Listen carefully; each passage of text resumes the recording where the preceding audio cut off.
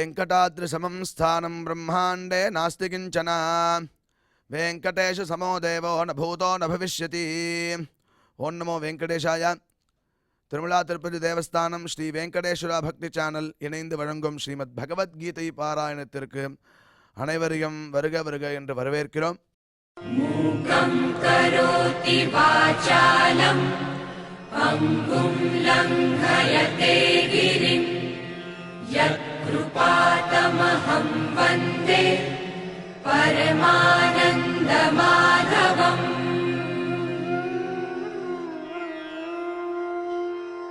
करारविन्देन पदारविन्दम् मुखारविन्दे विनिवेशयन्तम् वटस्य पत्रस्य पुटे शयानम् बालं मुकुन्दम् मनसा स्मरामि.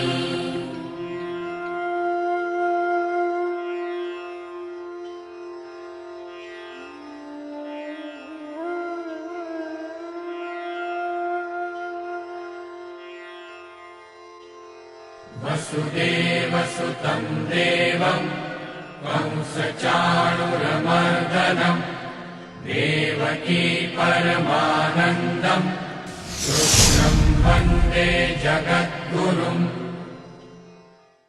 நம்மளுடைய சனாதன தர்மத்தில் கீதை ரொம்ப முக்கியமான ஒரு கிரந்தம். அதனுடைய மகாத்மியத்தில் கீதாத்யயன சீலஸ்ய பிராணாயாம பரஸ்ய ச நைவ சந்தகி பாபானி பூர்வஜன்ம கிருதானிச்சா அப்படின்னு மகாத்மியத்தில் சொல்லப்பட்டிருக்கு. கீதையை எவன் ஒருவன் அத்தியனம் செய்துட்டா இருக்கானோ அது ஒன்று இல்லாமல் பிராணாயாம பரஸ்யச்ச பிராணாயாமம் எவன் ஒருவன் செய்து கொண்டே இருக்கிறானோ நைவ சந்தகி பாப்பானி பூர்வஜன்ம கிருதானிச்சா அவனுக்கு பாபமானது போகிறது அப்படின்னு மகாத்மியத்தில் சொல்லப்பட்டிருக்கிறது. அதையே தொடர்ந்து நம்ம பார்த்தோம்னா அசுபானி நிராச்சஷ்டே இது ஒரு மங்களமான விஷயம் அப்படின்னு சொல்லப்படுறது. அது என்ன பண்ணுறதுன்னா அசுபானி நிராச்சஷ்டே அசுபங்களை தூர விளக்கிறதா. தனோதி சுபசந்ததிம் தனோதி வளர்க்கிறதா. ஒரு சுப சந்ததியை நல்ல விதமான செயல்களை நல்ல விதமான சந்ததியை தனோதி வளர்க்கறது கொடுக்கிறது அப்படின்னு அர்த்தம் பண்ணுறார்.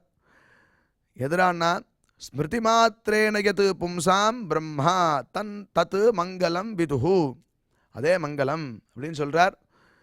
ஸ்மிருதி மாத்திரேன யத் பும்சாம் அதை ஸ்மரிச்சாலே போதுமா முன்னாடி சொன்ன சுபசந்ததியை தரும். அசுபானி நிராச்சஷ்டே அசுபங்களை விளக்கக்கூடியதாக இருக்குது. அதுதான் பிரம்மா தத் மங்களம் விதுஹு அதுவே மங்களம்னு தெரிஞ்சுக்கோ அப்படின்னு இந்த பகவத்கீதையை மங்களமாகவும் எல்லாத்தையும் கொடுக்கக்கூடியதாகவும் வர்ணிச்சிருக்கா. அப்பேற்பட்ட இந்த பகவத்கீதைக்கு ஆரம்பிக்கிறதுக்கு முன்னாடி நாம் அனைவரும் குரு பிரார்த்தனை மற்றும் சங்கல்பத்தோட இந்த நிகழ்ச்சியை துவங்கலாம்.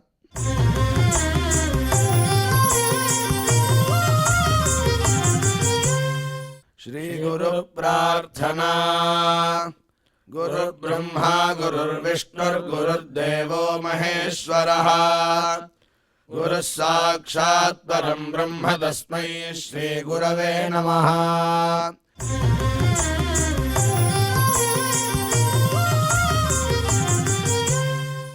श्रीनिवास प्रार्थना.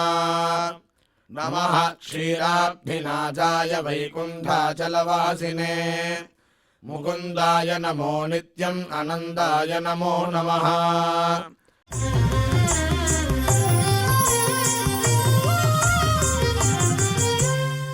अथ श्रीमद्भगवद्गीता पारायण संकल्पः. श्रीमदादिवराह क्षेत्रे विराजमानस्य अखिलाण्डकोटि ब्रह्माण्ड नायकस्य श्री पद्मावती जानेः भगवतः श्री वेंकटेश्वर स्वामिनः दिव्य सन्निधौ जगद्गुरोः श्रीकृष्ण परमात्मनः अनुग्रहेण समस्त प्रपंचस्य विशेषतः भारतदेशस्य उत्तरोत्तर शुभसंवत्समृद्ध्यर्थं श्रीमद्भारतदेशगत तपस्विजन तपोबलवृद्धिद्वारा समस्तस्यापि मानवसमाजस्य सर्वारिष्टपरिहारार्थम् एतद्देशवासिनां सर्वेषां सज्जनानां योगक्षेमार्थं राष्ट्रविरोधिनां निबर्हणद्वारा जनानां चित्तशान्ति चित्तस्थैर्य सन्तोषादि अभिवृद्ध्यर्थम् एतद्देशवासिनां परस्परविद्वेष परस्परनिन्दा परस्परहिंसादीनां निवृत्त्यर्थं परस्परसौमनस्य सिद्ध्यर्थं समस्तपापक्षयार्थं श्रीमन्नारायणप्रीत्यर्थं श्रीपरमेश्वरप्रीत्यर्थं श्रीमद्भगवद्गीतायाः अखण्डपारायणं करिष्यामहे।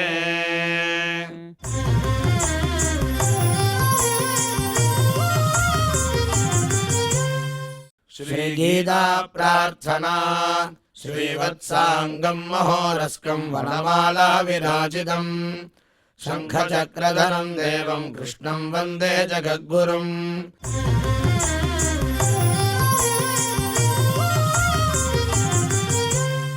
पार्थाय प्रतिबोधितां भगवता नारायणेन स्वयं व्यासेन ग्रथितां पुराणमुनिना मध्ये महाभारतम् अद्वैतामृतवर्षिणीं भगवतीम् अष्टादशाध्यायिनीम् अम्ब त्वामनुसन्ददामि भगवद्गीते भवद्वेषिणीम्।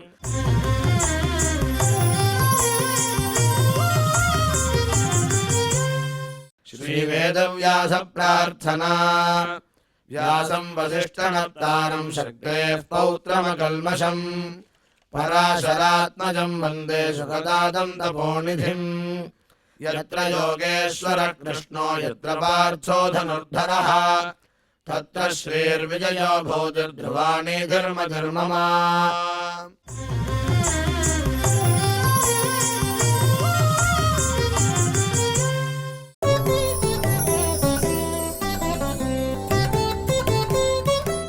यावत् संजायते किंचित् सत्त्वं स्थावरजङ्गमम् क्षेत्र क्षेत्रज्ञ संयोगात् तद्विद्धि भरतर्षभ।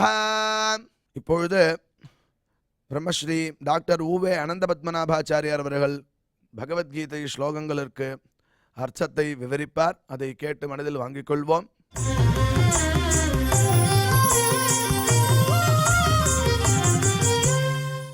यावत् संजायते किंचित् सत्त्वं स्थावरजङ्गमं क्षेत्र क्षेत्रज्ञ संयोगात् तद्विद्धि भरतर्षभ।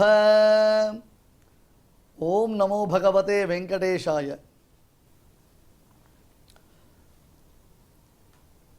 பிரகிருதி வேறு புருஷன் வேறு என்பதை நாம் நன்கு புரிந்து கொள்ள வேண்டும். இந்த 13வது அத்தியாயம் நமக்கு தெளிவுறுத்துவது என்ன? இந்த அத்தியாயத்தினுடைய முதல் ஸ்லோகமாக நாம் பார்த்தது இதம் ஷரீரம் கௌந்தேயே க்ஷேத்ரமித்ய விதீயதே ஏதத்யோ வேத்தி தம் பிராஹுஹு க்ஷேத்ரஜ்ஞ இதி தத்விதஹா என்று நாம் பார்த்தோம். இந்த அத்தியாயத்திற்கே க்ஷேத்ர க்ஷேத்ரஜ்ஞ விபாக யோகம் என்று பெயர் வைத்திருக்கிறார்கள் பெரியோர்கள். இப்போ பிரகிருதி வேறு புருஷன் வேறு என்பதாக விபஜித்து நாம் அனுசந்தானம் செய்ய வேண்டும். விபாகம் என்றால் பிரித்து பாகுபடுத்தி, அத்தை தின்று அங்கே கிடக்கும் என்று தேகத்தையே நாம் ஆத்மாவாக நினைக்கக்கூடாது. தேகத்தை காட்டிலும் அத்தியந்தம் விலக்ஷணவன், தேகத்தை காட்டிலும் அத்தியந்தம் வேறுபட்டவன் ஆத்மா என்று நாம் பார்க்கிறோம். இது வேறு அது வேறு என்றதான நிலை முதல் புரிந்தால்தானே செய்யக்கூடியதான உபதேசம் என்பது பிரயோஜனமாகும். சார்த்தக்கியம்னு சொல்லுவார்கள் சம்ஸ்கிருதத்தில். சார்த்தக்கியம்னு அர்த்தம் நம்முடைய எஃபோர்ட் வேஸ்ட்டாக போகக்கூடாது. அது இது வேறு அது வேறுன்றதை போல புரிஞ்சுக்கிற ஒரு கெப்பாசிட்டி இருக்கணும். அதுக்கப்புறம் தான் ஃபர்தர் டெவலப்மெண்ட்ஸ், ஃபர்தராக மேற்கொண்டு அதை பற்றி சொல்லக்கூடியதான விசேஷங்கள். அப்போ யாவத் சஞ்சாயத்தே என்பதான இந்த ஸ்லோகமானது பிரகிருதி வேறு புருஷன் வேறு என்று நம்மால் எளிதில் அறிய முடியாதபடி அவை பின்னி பிணைந்திருக்கின்றன. இப்போல்லாம் பார்க்குறோம், பால் வச்சுக்கோங்களேன், பாலில் தண்ணீர் கலந்துருக்கு. பாலில் தண்ணீர் கலந்துருக்குன்னா அது தண்ணீர் கலந்துருக்குன்னு எப்படி தெரிகிறது? நமக்கு எப்படி தெரிய வருது? பாலில் தண்ணீர் கலந்துருக்கு அப்படின்னு எப்படி தெரிகிறது? பார்த்தா தெரியாது. ஓவராக தண்ணீர் கலந்துன்னா பால் குறைஞ்சி போயிடும், அது தண்ணீர் அதிகமாக இருக்குன்னு நம்ம சொல்லலாம். ஆனால் பிரகிருதி வேறு புருஷன் வேறு என்பதாக அதை எளிதில் நாம் அறிய முடியாதபடி அவைகள் பின்னி பிணைந்திருக்கின்றன. அதனால் உபதேசம்ன்றது ரொம்ப ரொம்ப இம்பார்ட்டன்ட். வித்தவுட் உபதேசம், நான் அடிக்கடி சொல்லக்கூடியது, கோகுலாச்சாரியரான கிருஷ்ணன் உபதேசம் பண்ணுறதை கேளுங்கோ, அதற்கு கூகுளாச்சாரியன் பின்னாடி போகாதீங்கோ. நான் ஒரு விஷயம் பார்க்குறேன், இந்த ஒரு 10 வருஷத்தில் ஒரு டெவலப்மெண்ட் பார்க்குறேன். என்னுடைய வீட்டிலேருந்து வெளியில் போகணும் நான் அப்படின்னா என்ன பண்ணுவேன்? தெருக்கோடிக்கு போவேன். அங்கே வரப்போகிற ஆட்டோவை பார்த்து நிறுத்துவேன். அந்த ஆட்டோக்கிட்ட பேசுவேன். நான் இங்கே போனோம் அங்கே போனோம். ஒரு ஆட்டோ வருவேன்னுவான், ஒரு ஆட்டோ வரமாட்டேன்னுவான். அப்புறம் ஒரு ஆட்டோ 250 ரூபா கொடுன்னுவான், ஒரு ஆட்டோ 350 ரூபா கொடுன்னுவான். அப்புறம் ஒருத்தர்கிட்ட பேரம் பேசுவோம். ஒரு 15 நிமிஷம் 20 நிமிஷம் ஆகும். அப்புறம் ஒரு ஆட்டோ கிடைக்கும், அந்த ஆட்டோவை பிடிச்சி ஏறி போயிடுவேன். அந்த ஆட்டோக்காரன் நான் சொன்ன இடத்துக்கு போகிறதுக்கு என்ன பண்ணுவான்? ஒரு மெயின் லொக்கேஷன் போயிடுவான். இங்கேருந்து வடபழனி போகணுன்னு சொன்னால் வடபழனி பஸ் ஸ்டாண்ட் வரலாம் ஒரு மெயின் லொக்கேஷன் இருக்குது. அந்த மெயின் லொக்கேஷனுக்கு எல்லாருக்கும் வழி தெரியும், அங்கே போயிடுவோம். அங்கே போய்ட்டோடனே அந்த ஆட்டோக்காரர் என்ன பண்ணுவார்? அங்கே இருக்கிற ஒரு டீ கடையிலையோ இல்லை பக்கத்தில் ஒரு ஆட்டோ ஸ்டாண்ட்லேயோ இல்லை அங்கே போகிற ஒரு சைக்கிளிஸ்ட்டுக்கிட்டேயோ ஒரு ஸ்கூட்டரில் போகிறவர்கிட்டையோ, சார் இந்த தெரு எங்கே இருக்குது, எந்த பக்கம் போகணும், எப்படி போகணும், லெஃப்ட்டில் போகணுமா ரைட்டில் போகணுமான்னு கேட்பா. உடனே வழி சொல்லுவா. வழி சொன்னோடனே உள்ளே போயிடுவா. ஒரு 5 நிமிஷம் தேடினா கூட கரெக்டாக அந்த லொக்கேஷனுக்கு போய் நம்ம நின்றுடுவோம். இப்போ வெளியில் கிளம்புனா உடனே கேப் புக் பண்ணு, ஆட்டோ புக் பண்ணு அப்படி சொல்லிட்டு அந்த ஃபோனில் நாம் புக் பண்ணுறோம்.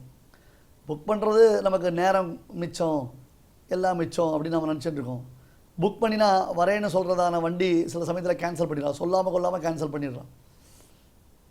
அதுக்கப்புறம் அந்த ஆட்டோ வரேன்னு சொல்கிறவரை அவருக்கு நீ லொக்கேஷன் சொல்கிறதே பெரிய பிரச்சனையாக இருக்குது. வந்துட்டீங்களா, எங்கே வந்துட்டீங்க சார், எங்கே இருக்கீங்க, லெஃப்ட்டில் இருக்கீங்களா, அது வேறு மேப்பில் பார்த்துட்டே இருப்போம். நம்ம அந்த வண்டி எங்கே மூவ் ஆயிருக்குன்னு நம்ம பார்த்துட்டே இருப்போம். லெஃப்ட்டில் ரைட்டில் அப்படியே பார்த்துருக்கோங்க. அவளை சார் அவர் கொஞ்ச நேரம் சுற்றிட்டு வரல சார், என்னால் இங்கே முடியாது, நான் போகிறேன், நீங்கள் என்ன பண்ணுங்கள், ட்ரிப்பை கேன்சல் பண்ணிவிடுங்க அப்படின்ட்டு சொல்லிட்டு போயிட்டே இருப்போம். ஸோ ½ அன் ஹவராக கேப் புக் பண்ணுறேன் உட்காண்டே இருப்போம். ஒரே இடத்துல உட்காந்துருப்போம். உட்காந்து நம்மளால் அதை புக் பண்ணிவிட்டு டக்குன்னு சக்ஸஸ்ஃபுல்லாக போக முடியல ஆச்சா. அதுக்கப்புறம் அதில் மேப்பு அப்புறம் ஒரு வழியாக கிடச்சி கொடுத்து வச்சுக்கோங்க. வண்டி காரு கேபோ இல்லை ஆட்டோவோ கிடச்சி கொடுத்து ஏறி உட்காந்துட்டோம். அதில் மேப் ஒன்று போட்டு வச்சுருப்பான். அதில் மேப்பை வச்சுட்டு அந்த ஆட்டோக்காரர் காதில் ஒரு ஃபோனை வச்சுட்டு சினிமா பாட்டு கேட்டேன், வண்டி ஓட்டு அந்த மேப்பை பார்த்துட்டு அது லெஃப்ட்டில் போ, ரைட்டில் போ, ஸ்ட்ரைட்டில் போகணும். ஒரே ரோட்டில் போய் மறுபடியும் யூட்டர்ன் எடுத்து மறுபடியும் வீட்டர்ன் எடுத்து அது உள்ளே போக சொல்லும். கட்சியில் அந்த இடத்துக்கு லொக்கேஷன் போய் நமக்கு கஷ்டப்படுவோம். எனக்கு ஒரே ஒரு கான்செப்ட் புரியல. அந்த ஆட்டோ நாம் புக் பண்ணினோடனே நம்ம லொக்கேஷனுக்கு வரத்துக்கு, even though that is having location, that we are guiding him. இந்த பக்கம் வந்துட்டிங்களா, லெஃப்ட்டில் திரும்புங்கோ, அப்படியே ரைட்டில் திரும்புங்கோ, அப்படியே ஸ்ட்ரைட்டில் போங்கன்னு. அப்படி இருக்கச்சே அந்த ஆட்டோவில் ஏறி உட்காந்து நம்ம போகிற லொக்கேஷனுக்கு மேப் போட்டால் சரியாக போயிடுமா? வாயில் வார்த்தையை வைத்து வாயில் வார்த்தையை பேசி மற்றவரிடத்தில் நம்ம இன்ட்ராக்ட் பண்ணுறதை நிறுத்திட்டோம், பழகிறதை நிறுத்திட்டோம், ஒருத்தருக்கு ஒருத்தர் பேசிக்கிறதை நிறுத்திட்டோம். பக்கத்தில் உட்காந்துருப்போம், இங்கே உட்காந்துருப்போம், ஒரு மெசேஜ் வந்திருக்கோம் எனக்கு, இந்த மெசேஜ் ரொம்ப இன்ட்ரெஸ்டிங்காக இருக்கும், அதை பாருன்னு இவளுக்கு காமிக்க மாட்டோம் நம்ம. சரி 2 பேரும் சேர்ந்து இதை பார்த்து ரசிக்கிறது கிடையாது. இப்போ நான் அமுச்சுட்டு உனக்கு ஒரு மெசேஜ் சென்ட் பண்ணுறேன், அதை பார் அப்படி தான் சொல்கிறோம். கரெக்டாக நான் சொல்கிறது இது பாருப்பா அப்படின்ட்டு சொல்லி நான் உன்னை ஃபோனை வச்சுட்டு இங்கே பாரேன் அப்படின்னு 2 பேரும் பார்த்து சிரிக்கிறதுன்றது இருக்கேன், தட் இஸ் டிஃப்ரெண்ட்டு. இப்போ அப்படி கிடையாது. இங்கேருந்து அவனுக்கு ஒரு மெசேஜ் அனுப்பிச்சிட்டு நான் அவனுக்கு ஒரு மெசேஜ் அனுப்பிச்சிருக்கேன், அதை பாருன்னுவான். இவன் தனியாக சிரிச்சுட்டு இருப்பான், அவன் தனியாக சிரிச்சுட்டு இருப்பான். இதுதான் இந்த கூகுளாச்சாரியனுடைய அனுகிரகம் நமக்கெல்லாம் கிடச்சிருக்கு. நம்ம கம்ப்ளீட்டாக ஐசோலேட் பண்ணிடுது. ஐசோலேட் பண்ணுறது ஞானத்தினால, தியானத்தினால, தபஸுனால ஐசோலேட் ஆகிட்டு தான் சந்தோஷம். நமக்கு தியானம் சித்திக்கிறது, தபஸ் சித்திக்கிறதுன்னு சந்தோஷப்படலாம். ஒருத்தருக்கு ஒருத்தர் மூஞ்சி பார்த்துக்கிறதுக்கோ, ஒருத்தருக்கு ஒருத்தர் பேசிக்கிறதுக்கோ, ஒருத்தருக்கு ஒருத்தர் இன்ட்ராக்ட் பண்ணிக்கிறதுக்கோ இல்லை. வீட்டு வாசலே தெருக்கோடியில் போனால் ஆட்டோ ஸ்டாண்ட் இருக்கும். அந்த ஆட்டோ ஸ்டாண்டில் 2 பேர்கிட்ட பேசி ஆட்டோ ஏறி போகிற டைம் என்னாச்சு, ஈஸியாக இருந்தது. வேறாஸ் நான் கால் புக் பண்ணுறேன், நான் கேப் புக் பண்ணுறேன், அவன் வந்துட்டா இன்னும் நேரம் ஆகுமா, ஐயோ அவன் கேன்சல் பண்ணிட்டான், இதுக்கு பண்ணுறேன், வேறு ஒரு நெட்ஒர்க்கில் பண்ணுறேன், இந்த ஆப்பில் போட வேண்டாம், அந்த ஆப்பில் போடுறேன், இதில் போட வேண்டாம், அதில் போட வேண்டாம், உன் ஃபோனில் போடாது, இன்னொரு ஃபோனில் போடு, என்ன கலாட்டா பண்ணிட்டு இருக்கோம் நம்ம உட்காந்துட்டு. இதெல்லாம் சொன்னால் சாரி, என் பேரில் உங்களுக்குலாம் தோஷம் வரும், கோபம் வரும். பட் இங்கேருந்து திருக்கோடியூரில் நடக்கிற ஒரு டிஸ்டன்ஸ் கூட நம்ம மிஸ் பண்ணிட்டோம். திருக்கோடியூரில் நடந்து போய் அதை பார்க்குற டிஸ்டன்ஸ் கூட மிஸ் பண்ணிட்டோம். எதுக்காகனா ஒருத்தர்கிட்ட வாய் விட்டு பேசி தெரிந்தவர்களிடத்தில், அனுபவம் மிக்கவர்களிடத்தில் அந்த விஷயத்தை நாம் அறிந்து கொள்வது என்பது பிரயோஜனப்படும். இப்போ நான் சொன்ன பழங்காலத்து முறைக்கு வரும். பழங்காலம்ன்றது இப்போ 10 வருஷம்ன்றது பழங்காலம் ஆகிடுது. ஒரு வண்டியில் ஏறி இங்கேருந்து வடபழனி பஸ் ஸ்டாண்டு போயிட்டு அந்த வடபழனி பஸ் ஸ்டாண்டில் அங்கே அக்கம் பக்கத்தில் தெரிஞ்சவா கிட்ட கேட்டோம்னா அவள் கரெக்டாக நம்மளுக்கு லீட் பண்ணுவாள். இப்போ அந்த ஏரியாவுக்கே ஒருத்தன் புதுசாக வந்திருக்கான், அவனுக்கு விஷயம் தெரியாது, அவனை நம்மள மாதிரி ஒரு ட்ராவலர், அவனை அந்த இடத்துல வண்டி எடுத்துகிட்டு வந்திருக்கான், சார் எனக்கே வழி தெரியாது சார்னுவான். அவன் நம்மளை கைட் பண்ணால் எப்படி இருக்கும்? அந்த மாதிரி தான் நாம் நம்மளை மிஸ்கைட் பண்ணுறதுக்கு நிறைய பேர் இருக்கா. இப்போ கீழே அழகாக இந்த முன் ஸ்லோகத்தில் பரமாத்மா ஒரு விஷயத்தை அருளி செய்தான். என்ன அப்படி கேட்டால், அந்யேத்வேவ மஜானந்தா ஸ்ருத்வா அந்யேபியா உபாசதே, அந்யேபியா உபாசதே. ஸ்ருத்வான்னு அர்த்தம் ஆச்சாரியன் மூலமாக ஸ்பஷ்டமாக தெளிவாக கேட்டு. சில பேர் கர்மயோகத்தினால அடையிறா, சில பேர் ஞான யோகத்தினால் அடையிறா. அதாவது கர்மயோகம் ஞான யோகம் ஸ்டெப் பை ஸ்டெப்பாக போய் ஞான யோகத்தினால் அடையிறது உண்டு. ஆனால் அந்த ஞான யோக லெவலுக்கு தங்களை ரீச் பண்ண முடியாதுவா, ஞான யோகம் அளவுக்கு தங்களை கொண்டு போக முடியாதுவா, அப்லிஃப்ட் பண்ணிக்க முடியாதுவா, கர்மயோகத்தினால் அடையிறா. கர்மயோகமானது ஞான யோகத்தை இடையிட்டும் இடையிடாதேயும் ஆத்மாவலோகனத்தை அளிக்கும் என்று சுவாமி தேசிகன் ரகசிய திரைசாரத்தில் சாதிக்கிறார். இந்த கர்மயோகத்தின் மூலமாகவே நீ ஞான யோகத்தை அடையலாம் அப்படின்னு சொல்கிறார். ஆத்மாவலோகனத்தை நீ அடையலாம் அப்படின்னு சாதிக்கிறார். அந்த ஆத்மாவலோகனம் உனக்கு கிடைக்கும்ன்றார். ஸோ இப்போ சில பேர் ஞான யோகத்துக்கு அதிகாரிகளாக இருப்பான், சில பேர் கர்மயோகத்துக்கு அதிகாரிகளாக இருப்பான். இன்ஃபேக்ட் ஞான யோகத்துக்கு அதிகாரியாக இருந்தால் கூட அவன் கர்மயோகத்தை தான் பண்ணணும். அதுக்கு திருஷ்டாந்தம் எக்ஸாம்பிள் என்ன பார்த்தோம்? கர்மனே வெகி சம்சித்தி ஆஸ்திராக ஜனகாதயா. அப்போ ஜனகர் முதலானவர்கள், ஜனகர், அம்பரீஷர், கேகையர், அஸ்வபதி, இவெல்லாம் பெரிய ராஜரிஷிகள்னு பேரை வளர்க்கலாம். ஜனகர், அம்பரீஷர், கேகையர், அஸ்வபதி, இவெல்லாம் பெரிய பெரிய ராஜரிஷிகள். அந்த ராஜரிஷிகள்லாம் மிகச்சிறந்த ஞானிகள், ஆத்மாவலோகன சாமர்த்தியம் பெற்றவர்கள். அப்பேற்பட்டவாள் விடாத கர்மயோகம் ஏன் பண்ணினா? லோக சங்கிரகம் என் வார்த்தம். தன்னை 4 பேர் ஃபாலோ பண்ணுறா, தன்னிடத்தில் தன்னை பார்க்குறா, தன்னை ரோல் மாடலாக வச்சுருக்கா.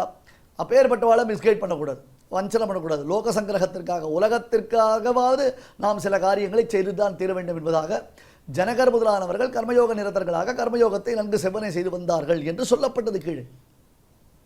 கர்மனே வகை சம்சித்தி ஆஸ்திராக ஜனகாதையா 20 இடங்களில் நாம் பார்த்துருக்கோம். அதாவது லோக சங்கிரகம் சொல்லிட்டார். அடுத்தது என்னது? ஷுத்வா. அப்போ இதுக்கும் அதிகாரி இல்லை. யார்? ஞான யோகத்துக்கு அதிகாரி இல்லைனா கர்மயோகம் பண்ணு, இன்ஃபேக்ட் ஞான யோகத்துக்கு அதிகாரியாக இருந்தாலும் கர்மயோகம் பண்ணு அப்படின்னு சொல்லி ஆயிடுத்து. ஆனால் அதுக்கும் அதிகாரி இல்லைனா ஸ்ருத்வா. ஸ்ருத்வான அர்த்தம் கேளு, கேளு. தத்வித்தி பிரணிபாத்தேன பரிப்பிரஷேன சேவையா உபதேக்ஷந்தி ஞானம். பெரியவர்களிடத்தில் போய் கேளு, அவளை மறுபடியும் அவள் இடத்துல விசாரம் பண்ணு, நீ தெரிந்து கொண்டதை ஒரு தடவை மறுபடியும் கிராஸ் செக் பண்ணு, அப்போனா உனக்கு விஷயம் புரியும் அப்படின்னு பரமாத்மா சொன்னோம் இல்லையோ. அப்போ ஹே பரத ரிஷப, ஸ்தாவர ஜங்கமம், ஸ்தாவரமாகவோ அல்லது ஜங்கமமாகவோ கிஞ்சித் சத்துவம், ஏதாவது ஒரு ஜந்துவாக யாவத் சஞ்சாயத்தை, எந்த அளவுக்கு அந்த ஜந்துக்கள் உண்டாகின்றனவோ தத் க்ஷேத்திர க்ஷேத்ரஜ்ய சம்யோகாத் வித்தி, அது அத்தனையும் க்ஷேத்ரன் க்ஷேத்ரஜன் இவை இரண்டும் பின்னி பிணைந்திருப்பதினாலே உண்டானவைகள் என்பதை தெரிந்து கொள். அதாவது அசையும் பொருளாகவோ, ஸ்தாவரம்னா அசையாத பொருள், ஜங்கமம்னா அசையும் பொருள், அசையும் பொருளாகவோ அசையாத பொருளாகவோ உண்டாகும் பொருள் அனைத்தும் க்ஷேத்திரம் க்ஷேத்ரஜன் இவை இரண்டத்தினுடைய சம்பந்தத்தினால் தான் உண்டாகின்றன. அப்போ க்ஷேத்திரத்தை விட்டு க்ஷேத்ரஜமானது இருக்காது, க்ஷேத்ரஜனை விட்டு க்ஷேத்திரமானது இருக்காது என்று புரிந்து கொள். ராமானுஜ சம்பிரதாயப்படி ஸ்தாவரங்களான, தமிழில் தாவரங்கள்னு சொல்கிறோம் இல்லையா, மரம் செடி கொடிகள் அனைத்திலும் ஜீவாத்ம சம்பந்தம் உண்டு. இந்த ரிமோட் இருக்குது, இந்த ரிமோட்டில் ஜீவாத்மா உண்டு. இந்த ஃபோன் இருக்குது, இந்த ஃபோனில் ஜீவாத்மா உண்டு. இந்த ஷாலு இருக்குது, இந்த ஷாலுவில் ஜீவாத்மா உண்டு. ஆனால் என் தேகத்தில் இருக்கக்கூடிய ஜீவாத்மா தெரிவதை போன்று அந்த ஜீவாத்மா தெரிவது இல்லை. அவ்வளவுதான் வித்தியாசம். என் தேகத்தில் ஜீவாத்மா தெரிவதை போல அந்த தேகத்தில் ஜீவாத்மா தெரியல, இந்த இது உள்ளே இருக்கிற ஜீவாத்மா தெரியல. அவ்வளோதான் விஷயம், முடிஞ்சு போச்சா? இப்படிலாம் நான் கேட்குறத நீங்கள் ரொம்ப யதார்த்தமாக எடுத்துக்கணும், அப்போ தான் கான்செப்ட் புரியும். இப்போ ஒருவன் மரமாக பிறக்கிறான்னா என்ன, எதனால் மரமாக பிறக்கிறான், எப்படி அவனுக்கு மரமாக பிறப்பு உண்டாகிறது அப்படின்னு கேட்டால், ஷரீரஜைஹி கர்ம தோஷைஹி யாதி ஸ்தாவரதாம் நரஹா, ஏற்கனவே எடுத்திருக்கும் பிறவியினால் தொடர்ந்து பல தீய செயல்களை பாபங்களை செய்து வரும் ஜீவாத்மா அந்த பாப அனுபவத்திற்காக மரமாய் செடியாய் கொடியாய் பிறக்கிறான். ஒரு பிரமாண வாக்கியம். இப்போ நம்ம குருநாதர் இருக்கார், ஆச்சாரியன் இருக்கார். சில சமயம் நமக்கும் அவருக்கும் அபிப்பிராய பேதம் கூட வரும். சில கான்செப்டில் எல்லாத்தையும் ஒத்துக்கணுன்ற அவசியம் இல்லையே, எல்லாத்தையும் நேரம் அக்செப்ட் பண்ணிக்கணுன்ற அவசியம் இல்லையா. ஒரு சில சமயத்தில் நமக்கு அபிப்பிராய பேதம் வரும். அப்போ அவர்கிட்ட நம்ம எப்படி சொல்லணும், என்ன இப்படி சொல்கிறீங்க நீங்கள், அப்படி இல்லையே, போன தடவை நீங்கள் இதை உபதேசம் பண்ணும்பொழுது அந்த மாதிரி உபதேசம் பண்ணலையே, அல்லது எங்களுக்கு தெளிவாக உபதேசம் பண்ணிவிட்டு அதை மீறி நீங்கள் சொல்கிறீங்களே அப்படின்னு பக்குவமாக அவருக்கு புரியும்படியாக அவரிடத்தில் எந்த அபச்சாரமும் நேரிடாதபடி நாம் பிரார்த்திக்க வேண்டும். அதை விட்டுட்டு குரும் தொம் கிருத்திய ஹும் கிருத்திய சும்மா வளர்றது. ஒரு ஆசிரியர் வகுப்பில் பாடம் எடுத்துகிட்டு வந்தார். ஒரு ஆசிரியர் வகுப்பில் பாடம் பசங்களுக்கு கிளாஸ் எடுத்துருந்தார். திடீர்னு அந்த கிளாஸுக்குள்ளே ஒரு குரங்கு புகுந்துடுத்து. என்னாச்சு, திடீர்னு அந்த கிளாஸுக்குள்ளே ஒரு குரங்கு புகுந்துடுத்து. ஆசிரியர் வேடிக்கையாக என்ன பண்ணார், என்னடா பசங்களா இது ஒரு நியூ அட்மிஷனா அப்படின்னு கேட்டார். என்ன அர்த்தம், பசங்களாக உட்காண்டுருது, கிளாஸ் உள்ள ஒரு குரங்கு வந்துடுது, என்னடா பசங்களா இது ஒரு நியூ அட்மிஷனா அப்படின்னு ஆசிரியர் கேட்டார். உடனே ஒரு பையன் சொன்னான், சார் அது பாடம் படிக்க வரல, பாடம் நடத்த வந்திருக்கு அப்படின்னா. என்ன அர்த்தம் இல்லையா? அவன் குருவை சொல்கிறான். ஆசிரியர் வேடிக்கையாக ஒரு வார்த்தை சொன்னார், அதை சிரிச்சுட்டு பேசாமல் இருக்கணுமே தவிர்த்து தான் சூட்டிக்கையாக பேசுகிறேன்னு இல்லை சார் அது பாடம் படிக்க வரல, பாடம் நடத்த வந்திருக்குன்னு சொல்கிற பாருங்க. இது ஒரு பாப்பம். உடனே இதை புரிஞ்சிக்காமல் இது என்ன இப்படிலாம் இவர் ஜோக் அடிக்கிறார் அப்படின்னு நினச்சிக்காதீங்க. இது கான்செப்டு. எதுவுமே கான்செப்டாக பார்த்தா அது கான்செப்டு, விளையாட்டுத்தனமாக பார்த்தா விளையாட்டுத்தனம். குரும் தொம் கிருத்திய ஹும் கிருத்திய, இப்படி ஆச்சாரியனை நிந்தனை செய்வதனாலேயோ ஹுங்காரம் செய்வதனாலேயோ விப்ரா நிர்ஜித்ய வாரதா, வாத பிரதிவாதங்கள் நடக்கும் பொழுது அநியாயமாக ஒருவனை ஜெயித்தோமையானால், அந்த வாரத்தில் ஜெயித்தோமையானால் அவன் ஸ்மசானே ஜாயத்தே விருக்ஷா, அவன் சுடுகாட்டில் மரமாக பிறக்கிறான். தெரியுமா, சுடுகாட்டில் மரமாக பிறக்கிறான். ஸ்மசானே ஜாயத்தே விருக்ஷா. ஜென்ரலாக ஹைவேஸ்டில் மரமாக பிறந்தான்னா அவனுக்கு ஆயுள் குறைச்சல். எப்படியும் பாதையை அகலப்படுத்துகிறேன்னு அந்த மரத்தை வெட்டாமல் இருக்கவே மாட்டாங்க. ஒன்று அரசாங்கத்தின் மூலமாக பாதையை அகலப்படுத்துகிறேன்னு வெட்டுறதுக்கு கோடாரி தூக்கி வந்து வெட்டிடுவான். இல்லையா நாங்கள் மறியல் பண்ணுறோம், தர்ணா பண்ணுறோம், போராட்டம் பண்ணுறதுக்கோசரம் மரத்தை வெட்டி ரோடை மறிச்சுப்பான். எப்படியோ ஒன்று ஹைவேஸ்டில் இருக்கிற மரங்களுக்கு ஆயுசு கெட்டி கிடையாது, அது குறைச்ச ஆயுசு தான்.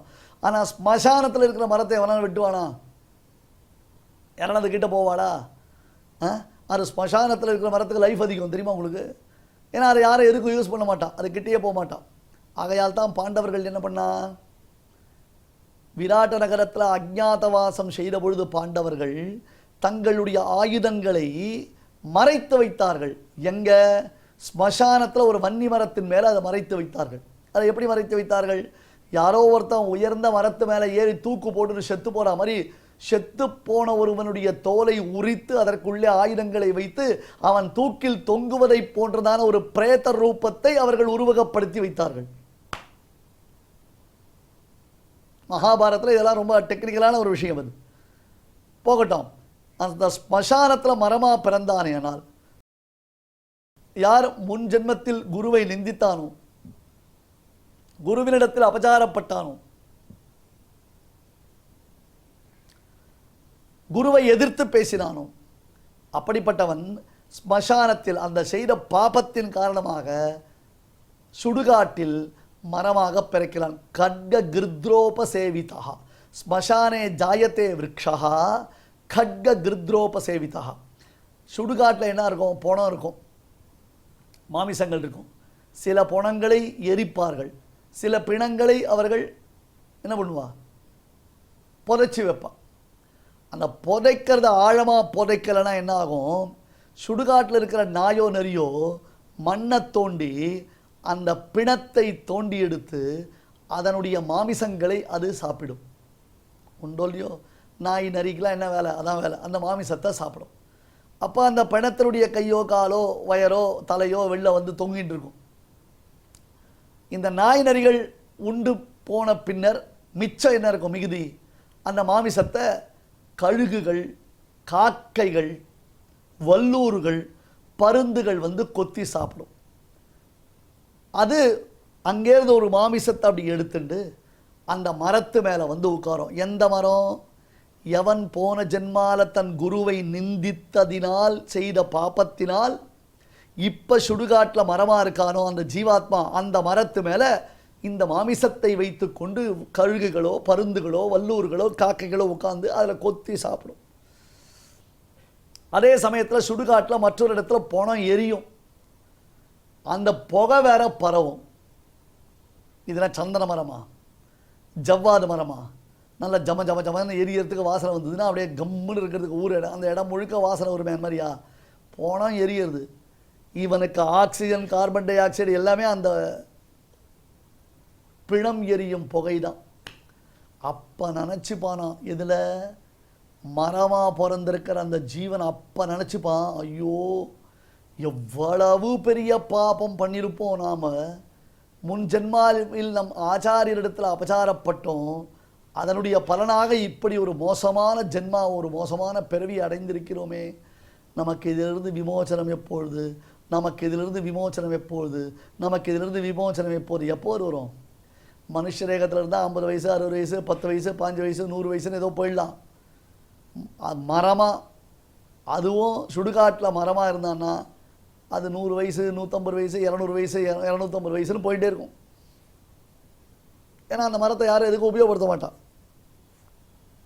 கரெக்டு தானே? அந்த மரத்தை யாரும் எதுக்கும் உபயோகப்படுத்த மாட்டான். இதுதான் ஷரீரஜைஹி கர்மதோஷைஹி யாதி ஸ்தாவரதாம் நரஹா. ஐயா, நல்ல பிறவியை எடுத்திருந்தும் அந்த பிறவியினால் சில தவறான தீச்செயல்களை, தீய செயல்களை செய்தவனுக்கு பின்னர் உண்டாகக்கூடிய பிறவியானது ஸ்தாவர ஜங்கமமாக உண்டாகிறது. அதனால்தான் அவன் ஸ்தாவரமாக மரங்களாக பிறக்கிறான். பால்யம், யௌவனம், வார்த்தக்கியம், இப்படி பல சேஞ்சஸ், பலவிதமான மாறுதல்கள் ஒரு சரீரத்திலேயே நமக்கு சம்பவிக்கிறதை போல ஸ்தாவரமாக இருந்து ஜங்கமமாக மாறுறதோ, ஜங்கமமாக இருந்து ஸ்தாவரமாக மாறுறதோ நடக்காது. இப்போ நானே தேகினோஸ்பின் யதா தேகே கௌமாரம் யௌவனம் ஜரா ததா தேகாந்தர பிராப்தி தீரஸ்தத்ர ந முஹ்யதி. இந்த ஒரு தேகத்தில் இருந்தே கௌமாரம் யௌவனம் ஜரான்னு மாறிட்டே இருந்ததோ இல்லையோ? அந்த மாதிரி நமக்கு மாறிடுமா? ஒருத்தர் ஸ்தாவரமாக இருந்து ஜங்கமமாக மாறிட்டார், ஜங்கமமாக இருந்து ஸ்தாவரமாக மாறிட்டார் வந்துட்டா. இன்னொரு விஷயம் சொல்கிறேங்களோ, கிருஷ்ணனை யசோத உரல்ல கட்டின கதை நமக்கெல்லாம் தெரியல, நம்மளாம் என்ஜாய் பண்ணி இந்த கதையை ரசிப்போம்ல. கிருஷ்ணனை உரல்ல கட்டினது யசோதை. அந்த உரல்ல கட்டோடனே அப்படி உரலை இப்படி இப்படி இழுத்துன்னு போனான். இங்கே பாருங்கள் என்ன ஆச்சரியன்னா, குழந்தைய கட்டுறதுக்கு கயிறு இவ்வளோ பெரிய தடிமனான தேர் வடை மாதிரி கயிறை கொண்டு குழந்தைய கட்டுவா. இந்த பொட்டலாம் மச்சி கட்டுவா தெரியுமா, ஒரு சணல் கயிறு மெல்லிசா. இப்போல்லாம் அதுக்கெல்லாம் கிடையவே கிடையாது, எல்லாம் பேக்கெட் ஆகிடுது. அந்த காலத்தில் நாட்டார கடையில் தான் போனோன்னா ஒரு 200 கிராம் பருப்பு கொடுன்னா ஒரு பேப்பர், தினப்பணி பேப்பர் எடுத்து அப்படி ஒரு சுற்றி ஒரு கோன் மாதிரி ஒரு சுற்றி அதில் போட்டு அதை மடித்து சொயினுடைய நூல் சுற்றி கொடுப்பான். அப்படி இழுத்தாலே அந்த நூல் வந்துடும். அந்த நூல் எப்படி இருக்கும் அப்படி கேட்டால், அப்படி அந்த இழுத்தாலே அந்த நூல் பட்டு நடந்து வந்துடும். அதுதான் பொட்டலம். அந்த பொட்டலம் கட்டி கொடுப்பான். அந்த மாதிரி ஒரு கயத்தினால கிருஷ்ணனை கட்டி வச்சுருந்தான். கண்ணினுஞ்சிறுத்தாம்பினால் கட்டுண்ண பண்ணிய பெருமாயன் என்று ஆழ்வார் மங்களாசாசனம் பண்ணினர். அந்த மாதிரி ஒரு சின்ன கயிறுனால கிருஷ்ணனை கட்டி வச்சுருந்தான். உரல்ல கட்டினா இப்போ பாருங்க, அப்படி இழுத்தாலே அந்த கயிறு வந்துடும். ஆனால் அந்த கயத்தில் கட்டப்பட்டு இருக்கக்கூடிய கிருஷ்ணன் அந்த கயத்தோட உரலை உருட்டின்னு போனான். அந்த கயத்தோட உரலை உருட்டின்னு போனான். உரல் உருண்டு வந்துதான், கயிறு அறந்து போலியாம். அப்புறம் 2 மருத மரங்கள் இருந்தது அவனுடைய வீட்டில். அந்த வீட்டினுடைய பின்பக்கத்தில். இப்போலாம் அப்பார்ட்மெண்ட்ஸில் அதெல்லாம் எங்கே இருக்குது? அழகான தோட்டங்களை மறந்துவிட்ட நாம் மாடித்தோட்டம்னு வளர்க்கணும். இப்போ தொப்பியில் தோட்டம் வச்சுக்கிறோம், நம்ம தொப்பியில் தோட்டம் வச்சுக்கிறோம், பூமியே இல்லை இல்லையா? தென்றலை ரசித்திருந்ததான நாம் ஏசி போட்டால் தான் உட்கார முடியறதுன்றோம் இல்லை? ஒருத்தருக்கு ஒருத்தர் நேர பேசிக்கிறதுக்கு தயக்கம் காமிக்கிற நாம செவுத்தில் அழகழகாக கார்ட்டூன்ஸ் வரைஞ்சி அதை ரசிச்சுன்னு உட்காந்துருக்கோம். என்னையா இது, எல்லாத்தையும் உல்டாவாக பண்ணிட்டு இருக்கோம் நாம். அந்த காலத்தில் வீடுக்கு பின்னாடி தோட்டங்கள் இருக்கும். அந்த தோட்டத்தில் 2 மரம் இருந்தது.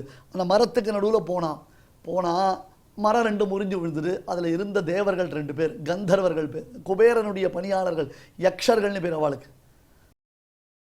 குபேரன்றவன் யக்ஷன், அந்த யக்ஷனுடைய பிள்ளைகள் நளல் கூபரன் என்பதாக பேர், நளகூபரர்கள்னு பேர் அவளுக்கு. அவ 2 பேருக்கு சாப விமோசனம் ஏற்பட்டது. எப்படி தெரியுமா? அவள் மரமாக ஏன் பிறந்தா தெரியுமா? ஒரு சமயம் அவர்கள் நதியில் ஸ்நானம் பண்ணியிருந்தா. எப்போவுமே சொல்லியிருக்கேன், ஸ்நானம் பண்ணச்சே கூட நீங்கள் பாத்ரூமுக்குள்ளே தாப்பால் போட்டு உள்ளுக்குள்ளே யாரும் பார்க்காம தீர்த்தாமாடினாலும் ஸ்நானம் பண்ணினாலும் வஸ்திரம் இல்லாமல் ஸ்நானம் பண்ணக்கூடாது. அதை புரிஞ்சுக்கோங்க, வஸ்திரம் இல்லாமல் ஸ்நானம் பண்ணக்கூடாது. இவா பப்ளிக்கில் வஸ்திரம் இல்லாமல் ஸ்நானம் பண்ணுறான், அதுவே பெரிய கிரைம், தப்பு. நாரதர் அந்த பக்கமாக போயிட்டுருக்கார். ஒரு வைதிகராக இந்த மாதிரி ஒரு அட்டையரை பார்த்தா கேலி பண்ணணும்னு யாருக்கு தோணும்? பொறுக்கிகளுக்கு தானே தோணும், ரவுடிகளுக்கு தானே தோணும், நாஸ்திகனுக்கு தானே தோணும். இவா குபேரனுடைய பிள்ளைகள் தானே, ஒழுங்காக இருக்கலாமா? என்னமோ நாரதரை பார்த்து கேலி பண்ணான். அப்படியே எழுந்து நின்றா, உடம்புல துணி இல்லாமல் எழுந்து நின்றா. நாரதர் பார்த்தார், மரம் மாதிரி எழுந்து நிற்கிறீங்களே, நீங்கள் 2 பேரும் மரமாக போக வேண்டியதுன்னு சாபம் கொடுத்தார். இப்படித்தான் ஜீவாத்மா ஸ்தாவரங்களாக பிறக்கிறான். ஆனால் நல்ல கால நாரதர் அவளுக்கு சாப விமோசனம் கொடுத்துட்டார், கிருஷ்ணனுடைய அனுகிரகத்தினால் வர போகிறதுன்னு. இப்போ நாம் என்ன புரிந்து கொள்ள வேண்டும் இந்த ஸ்லோகத்தில் அப்படின்னு கேட்டால், பால்யம் யௌவனம் கௌமாரம் என்று நம் தேகத்தில் வித்தியாசங்கள் உண்டாவதைப் போல ஸ்தாவரத்திலிருந்து ஜங்கமமாக மாறுவதோ ஜங்கமத்திலிருந்து ஸ்தாவரமாக மாறுவதோ இயலவே இயலாது. நலகூபரர்கள் ஸ்தாவரமாக இருந்து அவள் ஜங்கமமாக மாறினா அப்படின்னு கேட்டால் அது அவளுடைய சாபம். கிருஷ்ணனுடைய அனுகிரகத்தினால் அப்படி அவளுக்கு சாப விமோசனம் கிடைக்கும்னு நாரதர் சொல்லியிருந்ததுனால அந்த சாப விமோசனம் ஏற்பட்டது. எக்ஸப்ஷனல் கேஸ், மற்றபடி எல்லாருக்கும் கிடையாது. அப்போ க்ஷேத்ரஜ்ஞ சம்யோகார், பிரகிருதியும் ஜீவனும் இணைந்தே இருக்கும். எப்படி தாய் தந்தையர் அவர்களுடையதான இணைப்பு, தாயும் தந்தையும் இணைவதினாலே புத்திரன் உண்டாவதைப் போல க்ஷேத்ரஜ்ஞ சம்யோகத்தினால வேறொன்று உண்டாருன்னு நினச்சக்கூடாது. இது 2ம் பிணைப்பு தான் க்ஷேத்திரம் க்ஷேத்ரஜ்ஞம். அப்பா அம்மாவும் சேர்ந்தா ஒரு குழந்தை உண்டாச்சு. அந்த மாதிரி க்ஷேத்திரனும் க்ஷேத்ரஜ்ஞனும் சேர்ந்தா வேற ஒன்று புதுசாக நினைக்கிறது அர்த்தம் இல்லை. எப்பொழுதுமே க்ஷேத்திரமும் க்ஷேத்ரஜ்ஞமும் சேர்ந்தே இருக்கும். இந்த பிணைப்பை சரியாக புரிந்து கொள்ள வேண்டும் என்பதுதான் இந்த ஸ்லோகத்துடைய தாத்பர்யார்த்தம். யாவத் சஞ்சாயதே கிஞ்சித் சத்வம் ஸ்தாவர ஜங்கமம் க்ஷேத்ரஜ்ஞ சம்யோகாத் தத் வித்தி பரதரிஷப. ஸ்ரீமதே பகவதே பாஷ்யகாராய நமஹ. இப்பொழுது அடியன் சொல்றதை எல்லாரும் திருப்பி சொல்லுங்க. யாவத் சஞ்சாயதே கிஞ்சித், யாவத் சஞ்சாயதே கிஞ்சித் சத்வம் ஸ்தாவர ஜங்கமம், சத்வம் ஸ்தாவர ஜங்கமம் க்ஷேத்ரஜ்ஞ சம்யோகாத், க்ஷேத்ரஜ்ஞ சம்யோகாத் தத்வித்தி பரதர்ஷப. தத்வித்தி பரதர்ஷப. இப்பொழுது நாம் அனைவரும் சேர்ந்து பாராயணம் செய்யலாம். யாவத் சஞ்சாயதே கிஞ்சித் சத்வம் ஸ்தாவர ஜங்கமம் க்ஷேத்ரஜ்ஞ சம்யோகாத் தத்வித்தி பரதர்ஷப. நம்மளுடைய பாரத தேசத்தில் அநேக விதமான மகான்கள் அவதரித்து நமக்கு நல்வழி காட்டியுள்ளார்கள். அதில் ரொம்ப முக்கியமானவர் நம்மளுடைய பகவத்பாதாச்சாரியால். அவர் பிரஷ்னோத்தர ரத்னமாளிகா அப்படிங்கிற கிரந்தத்தில் ஒரு கேள்வி ஒரு பதில், ஒரு கேள்வி ஒரு பதில் அப்படின்னு வரும். அந்த கிரந்தத்தில் கிம் ஸ்மர்த்தவ்யம் புருஷைஹி, மனிதர்களால் எது ஸ்மரிக்க வேண்டியது அப்படின்னு கேட்குறார். ஹரிநாம சதா ந யாவனி பாஷா அப்படின்னு அவரே பதில் சொல்கிறார். ஹரிநாமத்தை எப்போதும் சொல்லிகிட்டே இருக்கணும், ஸ்மரிச்சுட்டே இருக்கணும், பாக்கி இருக்கிற பேச்சுகள் வேண்டாம் அப்படின்னு சொல்கிறார்.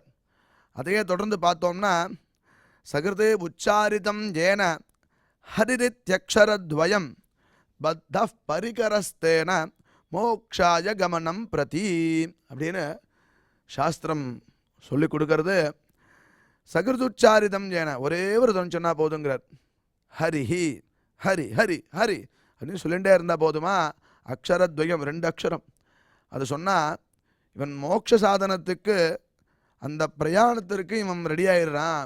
பகவான் அவனுடைய மோட்சத்தையே கொடுக்கறதுக்கு, அவனுடைய திருவடியை கொடுக்கறதுக்கு சித்தமாக இருக்கான் அப்படின்னு சொல்கிறது இந்த சாஸ்திரம். அப்பேற்பட்ட பகவன் நாமோச்சாரணம் இப்பொழுது நடக்க போகிறது. நாம சங்கீர்த்தனம், அதை கேட்டு மகிழ்வோம். ಮನಶುದ್ಧಿಯಿಲ್ಲದವಗೆ ಮಂತ್ರದ ಫಲವೇನು? ಮನಶುದ್ಧಿಯಿಲ್ಲದವಗೆ ಮಂತ್ರದ ಫಲವೇನು? ತನು ಶುದ್ಧಿಯಿಲ್ಲದವಗೆ ತೀರ್ಥದ ಫಲವೇನು?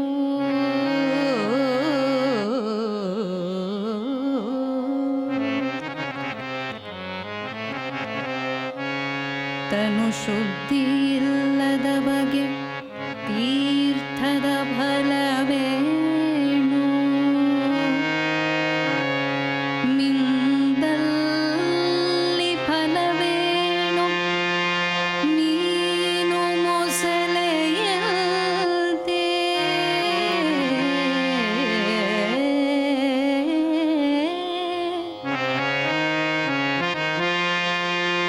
ಮಿಂದಲ್ಲಿ ಫಲವೇನು? ಮೀನು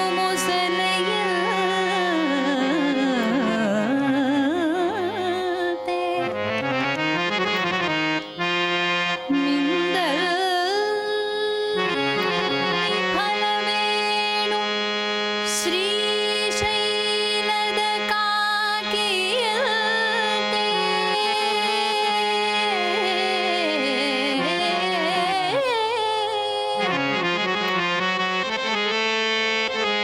ಹೊರಗೆ ಮಿಂದು ಒಳಗೆ ಮೀಯದವರ ಕಂಡು, ಹೊರಗೆ ಮಿಂದು ಒಳಗೆ ಮೀಯದವರ ಕಂಡು, ಒಳಗೆ ಮಿಂದು ಒಳಗೆ ಮೀಯದವರ ಕಂಡು, ಬೆರಗಾಗಿ ನಗುದಿತ್ತ ಪುರಂದರ ವಿಠಲ.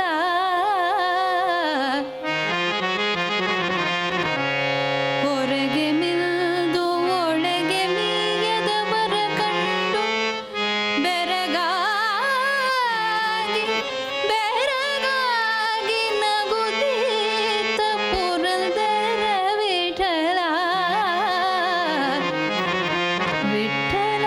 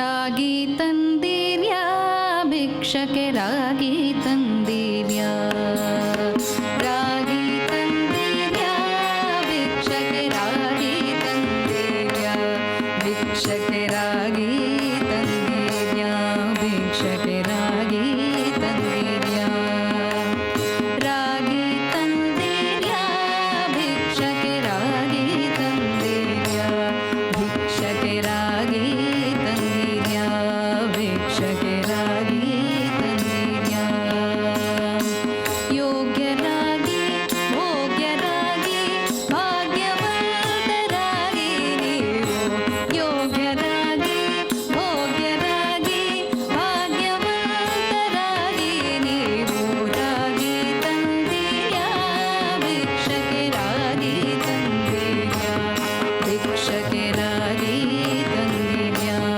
ಭಿಕ್ಷಕ್ಕೆ ರಾಗಿ ತಂದಿರ್ಯಾ ಅನ್ನದಾನವ ಮಾಡುವರಾಗಿ ಅನ್ನದಾನವ ಮಾಡುವರಾಗಿ ಅನ್ನ ಛತ್ರವ ಮಿಟ್ಟವರಾಗಿ ಅನ್ನದಾನವ ಮಾಡುವರಾಗಿ ಅನ್ನ ಛತ್ರವ ಮಿಟ್ಟವರಾಗಿ ಅನ್ಯವಾದಗಳ ಬಿಟ್ಟವರಾಗಿ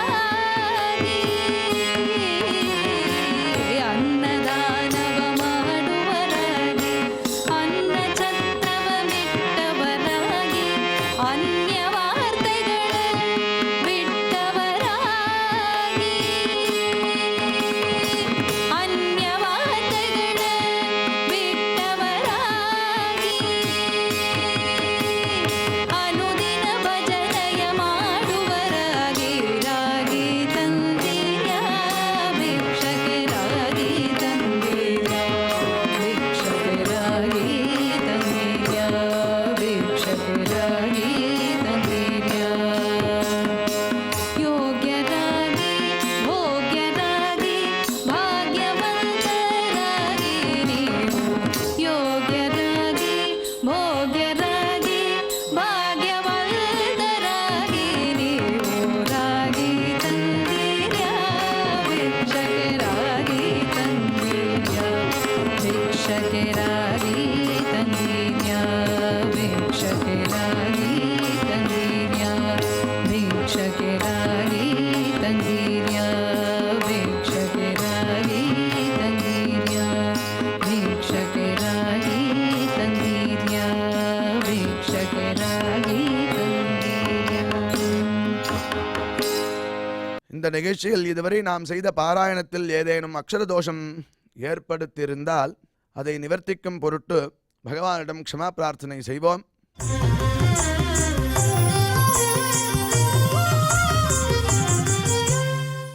अथ क्षमा प्रार्थना यदक्षरपदभ्रष्टम् मात्राहीनम् च यद्भवेत् तत्सर्वम् क्षम्यताम् देवनारायण नमोऽस्तु ते।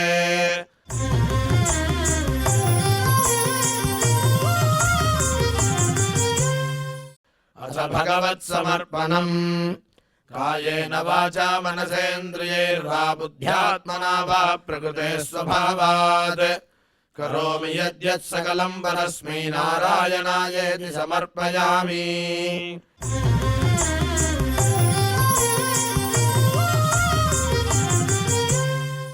अथ लोकक्षेम प्रार्थना सर्वे भवन्तु सुखिनः सर्वे सन्तु निरामयाः सर्वे भद्राणि पश्यन्तु मा कश्चित् दुःखभाग् भवेत्। சுவாமியின் அருள் நாம் அனைவருக்கும் கிடைக்க வேண்டி மங்களாசாசனத்துடன் இன்றைய நிகழ்ச்சி நிறைவு பெறுகிறது. மீண்டும் இதே நிகழ்ச்சியில் நாளை சந்திப்போம். ஓம் நமோ வெங்கடேஷாய.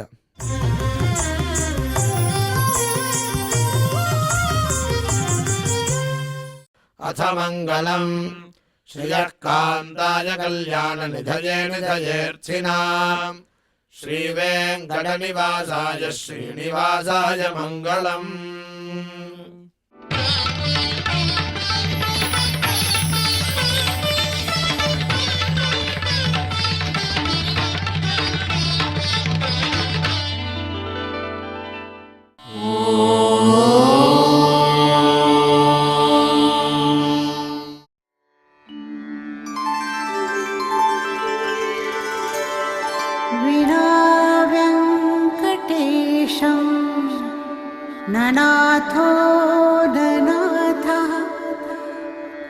सदा वेङ्कटेशं स्मरामि स्मरामि हरे वेङ्कटेश प्रसीद प्रसीद प्रियं वेङ्कटेश प्रयच्छ प्रयच्छ